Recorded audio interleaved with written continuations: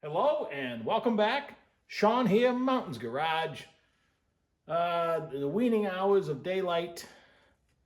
We're halfway through November 2025. Wow. Just the other day it was Halloween. Now we're halfway through the month of November. Time definitely flies.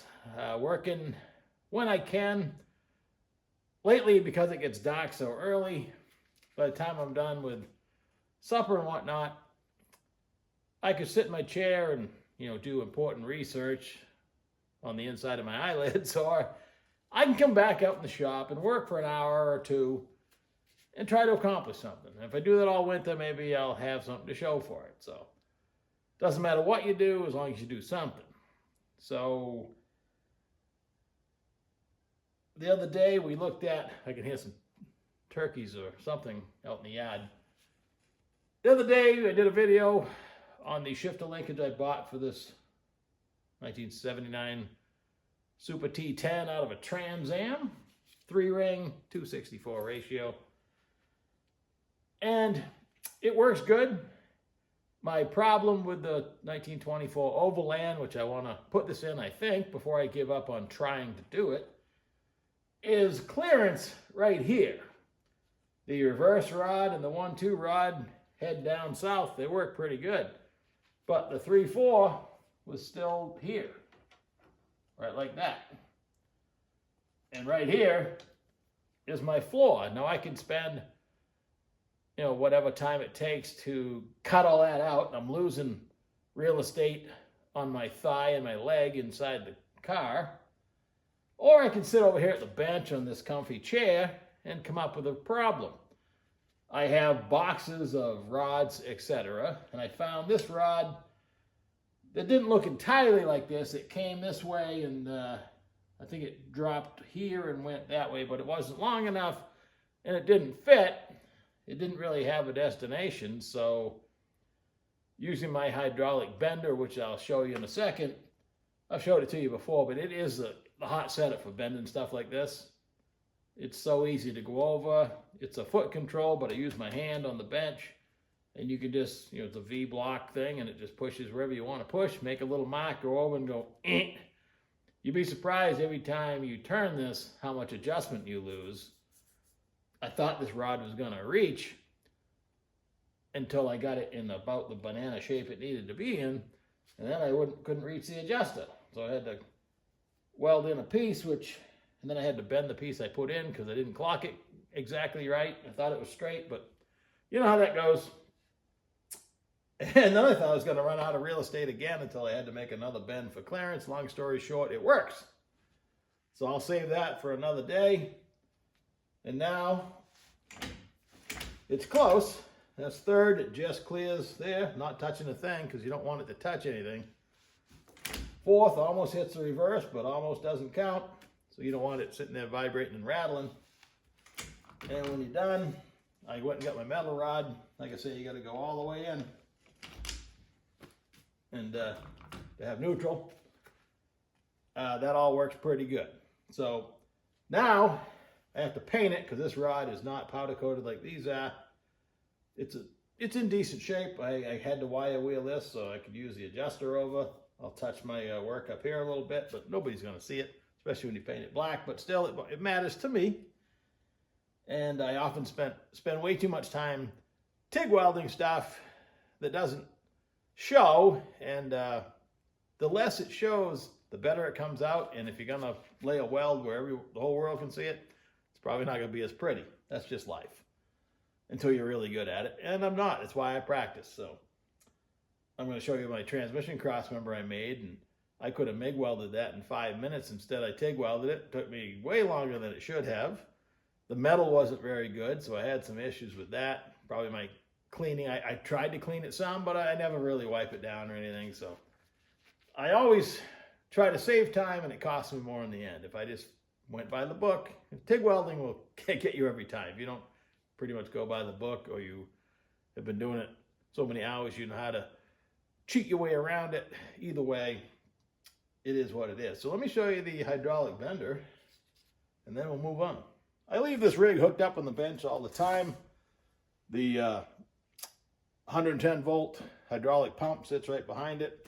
I have a quick connect on it. It also fits my roll cage tubing bender, which I also have an air powered unit on that. I kind of like that better with the air powered unit, and I like this with the electric. I think it's still plugged in. I just used it a minute ago. But this is imported, eBay. It's only so wide, what, 6-7 inches, but it is a handy rig. One, because I don't have to empty my press. I hope you can see me. Probably better off if you can't. But you just lay this in between the V blocks. It runs up and down. I'm not going to actually bend it because it fits right now, but it doesn't take much to, I'll run it all the way back up too. I like to store it with it all the way up, and it only goes up when it's plugged in. The electric solenoid, this has a spring in it to return it. Just like that. So you just come over here, make a little tweak. Not a lot of setup involved. You can reverse it, go the other way, and push on the other side, and the rod kind of goes right back the way it was. It doesn't leave any dents. Pretty slick, and it was not big money. And at the time, the pumps were pretty reasonable. This one's single acting. It just, you know, gravity return or no, it doesn't power return, if that makes any sense to you. I say foot pedal, but I keep it wound up and I just trigger it with my hand. Some dude outside on a dirt bike ripping up and down the street. Good for him. So the brackets for the transmission cross member are already tacked on the frame. I took some 1-inch square stock. I hope I'm not blinding you with the light. I use my oval punch for the actual transmission mount bolts here so I can slide back and forth, because I'm going to gain 1/8 of an inch when I put the block plate under the between the scatter shield and the engine. And when I made this cross member, I punched the holes and I used my metal worker. I tacked it with the MIG, and every time you tack it with the MIG, you can try to blend it in with the TIG, but it doesn't help any. So it is what it is, but after some measuring, using this line on the transmission tail housing as the center of the transmission, or the engine, if you will, measuring from the outside of the frame on both sides, damned if it didn't come out dead center. That was good. And when I dead centered the transmission in the car, the telltale for me is these both clear the body by about 1/4 of an inch. So that is okay. Back here, I need to tie these cross members in. This was all here. This back one lends itself to a drive shaft loop, so I'm going to make that one a drive shaft loop. I'm going to go up around with that one. So they're both connected side to side. Right now, there's really nothing supporting the middle of the car. And then the third one next to the transmission here, I'll have to just connect it to one of these right here. Trying to do everything at once here. And that's the plan. I was measuring in the shed, and I have a 9-inch housing, small bearing end. Well, this is an 8-inch small bearing end. The housing in the shed has drum brakes and axles in it already, but because it's small bearing forward, these axles, believe it or not, 28 spline, and the brakes and everything will interchange. So I got choices, but I'm going to go ahead and put the 9-inch in it while I'm doing stuff. I got to cut some brackets off the housing out in the shed, but that's okay. The reason I'm going to go ahead and switch to the 9-inch is, one, I found it in the shed, and it happens to be exactly the same width as the rear end that's in there, which is handy because everything is tight fender-wise and everything with those particular wheels and tires, so I don't want to go too far off the reservation there. But I did some shopping. I have no 8-inch Ford parts in stock. That seems to be, I haven't checked the ratio exactly, probably a 279 ratio single, open differential, so single track. To put a decent ratio and the install kit and a track lock style differential, I just spent $500 into an 8-inch Ford. I might as well put the effort into using what I have. I have all kinds of 9-inch stuff. I can choose pretty much any ratio, any style differential, and it just makes sense. So I'm just going to go ahead and do it. Next step, but now I had to get the transmission centered in the vehicle and the motor where it's going to go. I actually lost some space shimming it up where I like the looks of it. That's, why walking past the transmission for a couple days, I realized I needed to do something different here, or butcher the floor, or give up on the 4-speed, and I wasn't ready to do that yet. So now the transmission and motor are located. Now I can work on I'm either going to go mechanical linkage, which I think it's going to be fun and a piece of cake for the most part. I have a box of this stuff in the shed. I brought 2 boxes. I brought one of them in, picked through it, and I have the stud for the engine, which goes in this end. So you screw that into the engine. This just slides over it. General Motors, which this stuff is, this is like Nova or Camaro. This bolts to the subframe, and they still give you a slotted hole for this end, but I'm going to make it bolt on the frame as well, but I'm just going to drill a hole. That way, well, scratch that. Nope, that's a slot for the hole. Okay, never mind. Leave the slot. I can make a hole, but it would try to spin to tighten it. That actually holds it from spinning so you can tighten it. Okay, see, we learned something together. I thought it'd be better with a hole, and you could still disconnect it by pulling it out. But hey, it's going to have a slot. I probably even use this bracket. I'm not sure if it's not too ugly. It's got 3 mounting holes. It's kind of a weird shape, but it's not going to be seen. So now that the motor and transmission are where they're supposed to be, I can go ahead and measure and start cutting that up. I'm going to get that mounted and functional. The beauty of this is my geometry is already correct. So this came out of a whatever GM car.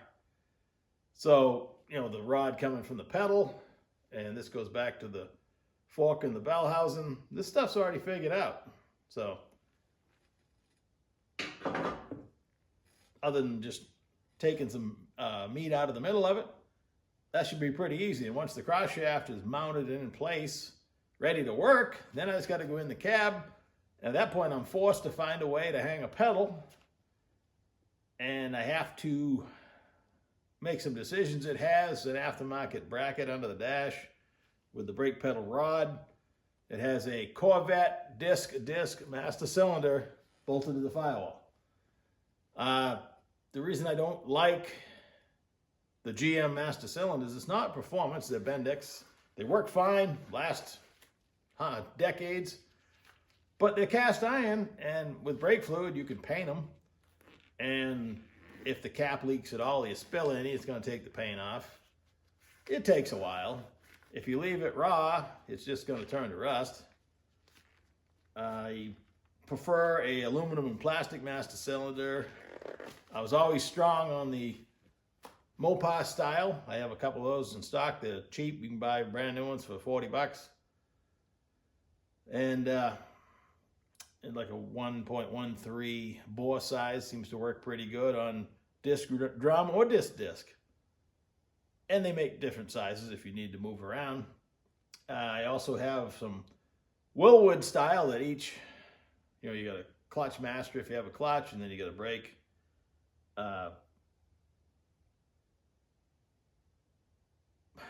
We've got a brake push rod, and it goes at dirt bike again. I'm listening to it. And you can adjust the bias, so you don't need a proportion valve. You can actually adjust. It has 2 independent master cylinders, and you can change them out front and rear. If you have disc or drum, you need bigger bore master, which affects your pedal feel. You can just change one master, and the line will hook right back up. It's a pretty slick rig. So I recently discovered how inexpensive they are for the most part, and it's not a bad option either. So, but the first choice is to be able to use what's already under the dash. The brake pedal, I can't comfortably get my foot up and on it, and plus I believe it's on the left side of the steering column, and if it's gonna, my left foot's on the clutch, I need to use my right foot for the brake, and it's on the wrong side of the steering column, and I got big boots, so I just got to work all that out. But I think there's enough room under there to make it happen. So time will tell. So now, the next time we talk about the 24 Overland Model 91, hopefully we made a little progress on everything we just talked about. So have a great evening. It's now dark, almost. I'm going to go build some kind of snack. Have a good evening.